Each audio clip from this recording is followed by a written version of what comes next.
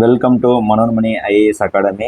இன்றைக்கி நம்ம பார்க்க போகிறது தினமணி செய்தித்தாள் 21/மே/2026 தமிழக அமைச்சரவை இன்று விரிவாக்கம். ஸோ இன்றைக்கி தமிழக அமைச்சர் விரிவாக்கத்தில் பார்த்தீங்கன்னாக்கா சில பொறுப்புகள் தமிழக அமைச்சரவையில் பதவிகள் பிரமாணம் செய்கிறார்கள். இது பார்த்தீங்கன்னாக்கா ஆளுநர் தலைமையில் தான் பதவியேற்பு நடைபெறும். கிட்டத்தட்ட மே 10ஆம் தேதி தமிழக முதலமைச்சராக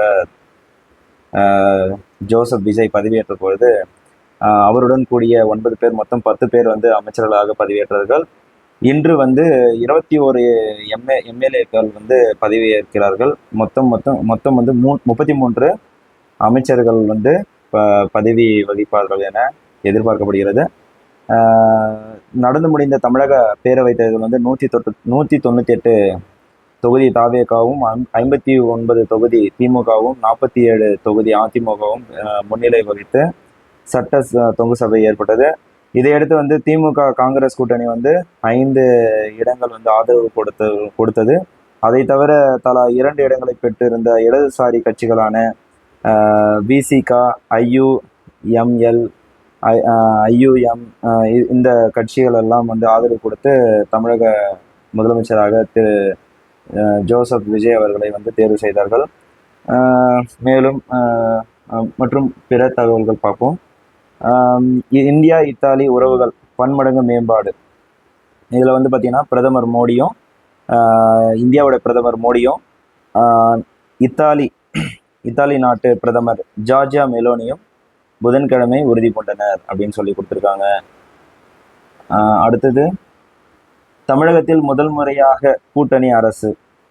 அதாவது தமிழகத்தில் பார்த்தீங்கன்னா முதல் முறையாக கூட்டணி அரசு அமைக்க போகிறது. ஆம், தமிழக அரசியல் வரலாற்றில் முதல் முறையாக கூட்டணி அரசு அமைந்துள்ளது. இதுவே முதல் முறை. அதாவது முதல் முறையாக அரசுக்கு ஆதரவு அளிக்கும் கட்சிக்கு அரசவையில் இடம் வழங்கப்படுது. முன்பெல்லாம் கூட்டணி அரசு அமைத்தாலும் அவர்கள் இந்த அமைச்சர் பதவியெல்லாம் கொடுக்க மாட்டாங்க. ஆனால் முதல் முறையா இப்பொழுது அமைச்சர் பதவியை கொடுத்துள்ளது.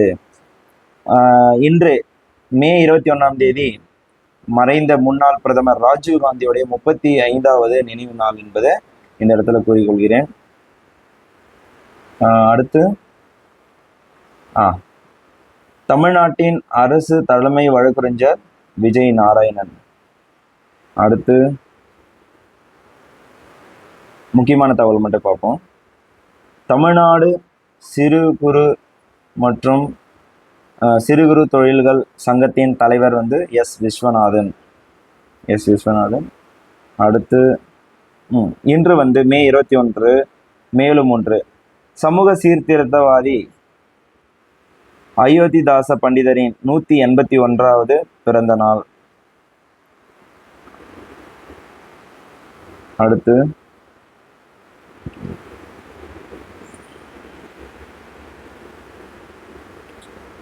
ஸ்பெஷல் டிரைவ் ஆப்ரேஷன் என்று சொல்லக்கூடிய தமிழ்நாட்டில் சென்னையில் 75 ரவுடிகள் ஒரே இரவில் கைது அப்படின்னு சொல்லியிருக்கிறாங்க. இது பேர் ஸ்பெஷல் டிரைவ் ஆப்ரேஷன் நடத்தி 75 கைதிகளை பிடித்துள்ளார்கள்.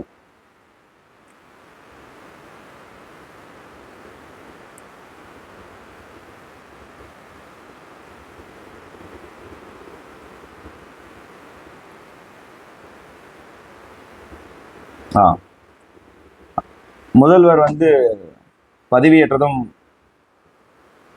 3 முக்கிய வாரிகளை நிறைவேற்றிய கோப்புகளில் இந்த சிங்கப்பெண் சிறப்பு அதிரடி படை அப்படின்றத சொல்லியிருப்பாரு.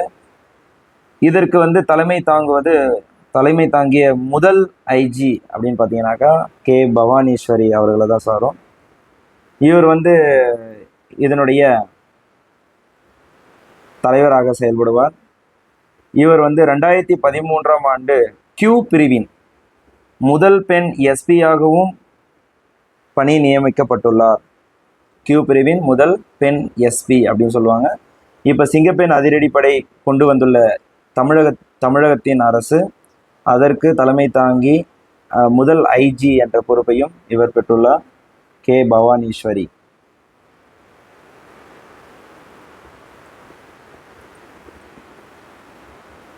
ஒரே நாடு ஒரே தேர்தல் முறையால் ரூபாய் 7 லட்சம் கோடி மிச்சமாகும். இப்போ இந்திய தேர்தல் வந்து பார்த்தீங்கன்னா ஒரு 3 விதமாக நடத்துகிறாங்க இல்லையா?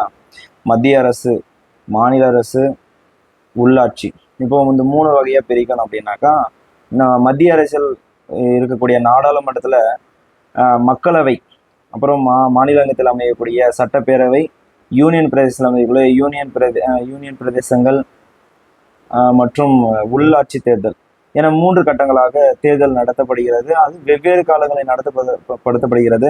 இதனால் அதிக அதிக செலவும் அரசாங்கத்திற்கு செலவாகிறது. அதன் காரணத்தையொட்டி கடைசியாக சென்ற 5 ஆண்டு ஆட்சியில் முன்னாள் குடியரசுத் தலைவர் தலைமையில் ஒரு குழு நியமனம் செய்யப்பட்டது. ஸோ நாடு முழுவதும் ஒரே தேர்தல் என்ற கொள்கையை வந்து ஒரே நாடு ஒரே தேர்தல் என்ற முறையை கொண்டு வந்தால் 7 லட்சம் கோடி மிச்சமாகும் என்று அந்த குழுவால் கூறியுள்ளது நாடாளுமன்ற கூட்டுக்குழு தலைவர். ஸோ அந்த குழுவுடைய தலைவர் வந்து யாருன்னா பிபி சௌதாரி தெரிவித்துள்ளார். இவர் வந்து யாருன்னா இதற்கு முன்னால் இருந்த ராம்நாத் கோவிந்த் குடியரசுத் தலைவரின் தலைமையில் அமைக்கப்பட்ட குழு. இந்த குழுவுக்கு வந்து தலைவர் வந்து பிபி சௌதாரி. மத்திய அரசிடம் அளித்தது. இதையடுத்து அது தொடர்பாக 2 சட்ட திருத்த மசோதாக்களை நாடாளுமன்றத்தில் மத்திய அரசு தாக்கல் செய்துள்ளது. இதனை ஒட்டி 2 சட்ட மசோதா 2 பில் பாஸ் பண்ணியிருக்கிறாங்க. சரியா? இந்த மசோதாக்களை பிபி சௌதாரி தலைமையிலான 41 பேர் கொண்ட நாடாளுமன்ற கூட்டுக்குழு ஆய்வு செய்துள்ளது. அப்போ 41 பேர், அதாவது 41 பேர் தலைமையிலான கூட்டுக்குழு வந்து ஆய்வு செய்தது. இது யாருடைய தலைமையின் கீழ் வந்துன்னா முன்னாள் குடியரசுத் தலைவர் ராம்நாத் கோவிந்த் தலைமையின் கீழ் அமைக்கப்பட்டது. இந்த ராம்நாத் கோவிந்த் தலைமையிலான குழு, இந்த குழு வந்து பார்த்தீங்கன்னா 41 பேர் கொண்ட குழு என்ன சொல்லியிருக்காங்கன்னா 18,000 பக்கங்களை கொண்ட அறிக்கை வந்து தாக்கல் செய்துள்ளார்கள். அந்த அறிக்கையில வந்து என்ன சொல்லியிருக்காங்கன்னா மக்களவை, மாநில சட்டப்பேரவைகளுக்கு தேர்தல் நடத்தப்பட்ட 100 நாள்களில் உள்ளாட்சி அமைப்புகளுக்கும் தேர்தல் நடத்தப்பட வேண்டும் என தெரிவிக்கப்பட்டுள்ளது. இந்த திட்டத்தினால என்ன பயன் அளிக்கும் அப்படின்னு பார்த்தீங்கன்னாக்கா, வளர்ச்சி, நிர்வாகம், வறுமை ஒழிப்பு, கல்வி, சுகாதாரம் உள்ளிட்ட பிற பணிகளில் மத்திய அரசை கவனம் செலுத்த வைக்கும் என்றார். அப்போ ஒரு தேர்தல் முடிஞ்சிச்சுனாக்கா போஸ்டிங் வாங்கணும் என்ன பண்ணுவாங்கனாக்கா, அவங்கவுங்களுக்கு அமைச்சர் பதவி கொடுத்தோன்னே நாடு முழுவதும் வந்து பார்த்தீங்கன்னாக்கா துறை வாரியான செயல்களில் வந்து அதிக ஈடுபாட்டுடன் செயல்பட முடியும். நாட்டின் முன்னேற்றத்திற்கும் ஒரு சிறந்த வழிகோலாகவும் இது அமைய கூடும் அப்படின்றத இங்க பார்க்குறோம். சரிங்களா? அடுத்து மத்திய கல்வி அமைச்சர் வந்து தர்மேந்திர பிரதான். அடுத்தது யுனைடெட் நேஷன்ஸ் வந்து பொருளாதார வளர்ச்சி பற்றி கணிப்பு கொடுத்துருக்குறாங்க. கடந்த ஆண்டு வந்து இந்தியாவுடைய பொருளாதார வளர்ச்சின்னு பார்த்தீங்கன்னா 7.5% இருந்தது. இந்த ஆண்டு வந்து பொருளாதார வளர்ச்சி அப்படின்னு பார்த்தீங்கன்னாக்கா 6.4% மாறும் அப்படின்றத சொல்லியிருக்கிறாங்க. ஆனால் 6.6ன்றத 6.4 குறைச்சி சொல்லியிருக்கிறாங்க. இதற்கு காரணம் வந்து மேற்காசிய போரின் காரணமாக அந்த 0.2% குறைந்ததற்கான காரணம் என்பதையும் இங்க தெளிவா கூறியிருக்கிறாங்க. அதே மாதிரி அடுத்த ஆண்டு இந்த வளர்ச்சி எப்படி இருக்கும்னாக 6.6% இருக்கும் என்று கணிக்கப்பட்டுள்ளது. இந்த யுஎன் கணிப்பு, யுனைடெட் நேஷன்ஸ் பொருளாதார வளர்ச்சி பற்றி சொல்லியிருக்கிறாங்க. அதே மாதிரி நிகழாண்டு உலக பொருளாதார வளர்ச்சி, இப்போ நான் சொன்னது வந்து இந்தியாவுடைய பொருளாதார வளர்ச்சி சென்ற ஆண்டு 7.5, இந்த ஆண்டு 6.4 கணிக்கப்பட்டுள்ளது. அடுத்த ஆண்டு 6.6 கணிக்கப்பட்டுள்ளது. உலக பொருளாதார வளர்ச்சி அப்படின்னு பார்த்தீங்கன்னாக்கா 2.5% இருக்கும் அப்படின்றத கணிச்சிருக்காங்க. 2.5% இருக்கும்.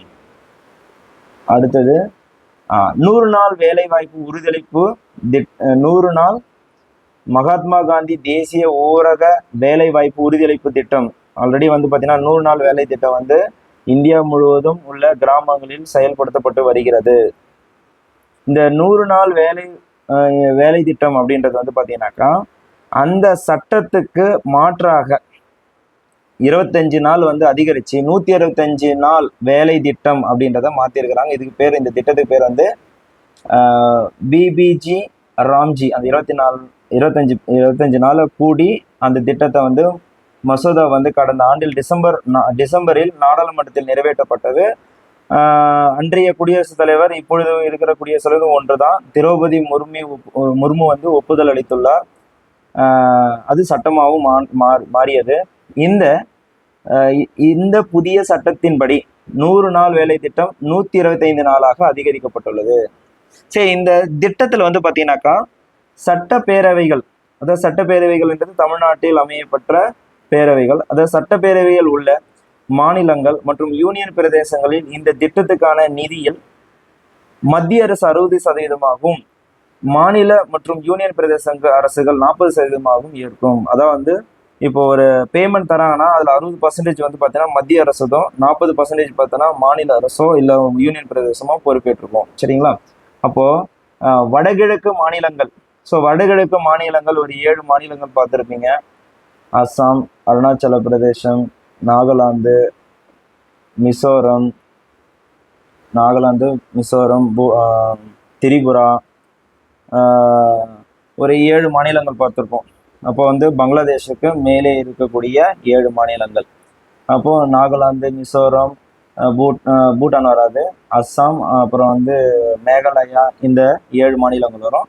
இது இல்லாமல் பார்த்தீங்கன்னாக்கா இமயமலை பகுதியில் உள்ள 2 மாநிலங்களான உத்தரகாண்ட், இமாச்சல பிரதேசம் மற்றும் ஜம்மு காஷ்மீர் யூனியன் பிரதேசத்தில் திட்டத்துக்கான நிதியில் இப்போ இந்த நான் சொன்ன மொத்தம் 7, ஒரு 2, 9 மாநிலங்கள், ஒரு யூனியன் பிரதேசம்.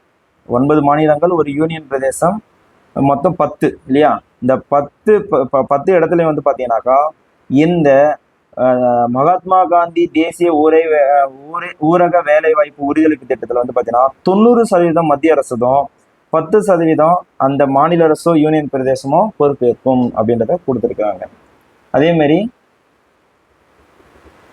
ஜூலை 1 முதல் 125 நாள் வேலை திட்டம் அமல்படுத்தப்படும். வர ஜூன் மாதம் 1ஆம் தேதியிலேருந்து இது அமல்படுத்தப்படும் கொடுத்துருக்குறாங்க. 100 நாள் வேலை திட்டத்துக்கு அளிக்கப்பட்ட பணி அட்டைகளுக்கு மாற்றாக 125 நாள் வேலை திட்டத்துக்கு புதிய ஸ்மார்ட் பணி அட்டைகள் அளிக்கப்படும். ஸ்மார்ட் பணி அட்டைகள் அளிக்கப்படும். இந்த ஸ்மார்ட் பணி அட்டைகள் என்ன சொல்லியிருக்காங்கனாக்கா, இத்திட்டத்தின் கீழ் வெளிப்படைத்தன்மை மற்றும் பொறுப்புடைமையை உறுதி செய்யும் வகையில் இந்த பணி அட்டைகளில் முகத்தை வைத்து அடையாளம் காணும் சிறப்பம்சம் இடம்பெறும் என்று தெரிவிக்கிறது. அதே மாதிரி இந்த திட்டத்துக்கான ஊதியம், ஸோ ஊதியம் மட்டும் இல்லை, அதே மாதிரி வேலை செய்ய தேவைப்படும் பொருட்கள். இப்போ நீ சில கிராமங்கள்லாம் நீங்கள் பார்த்துருப்பீங்க, அதை வேலை செய்யறதுக்கான பொருட்கள் வந்து வேலை செய்யும் மக்களை வந்து அதை வீட்டில இருந்து எடுத்துன்னு போயின்னு இருந்தாங்க இல்லையா?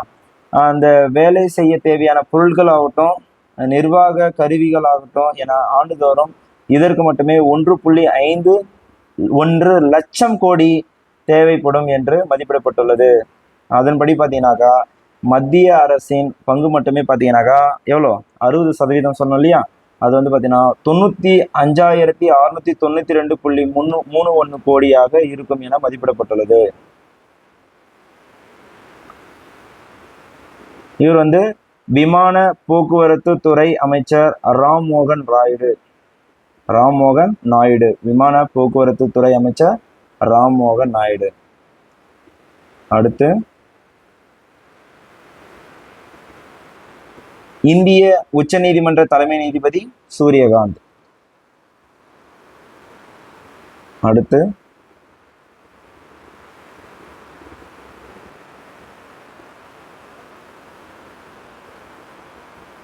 ரஷ்ய அதிபர் விளாடிமிர் புதின், சீன அதிபர் ஷி ஜின்பிங். அடுத்து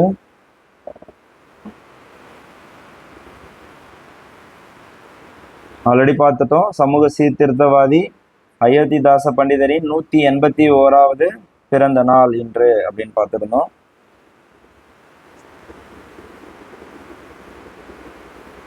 ஓகே, இன்றைய செய்தி முடிவடைந்தது. நன்றி.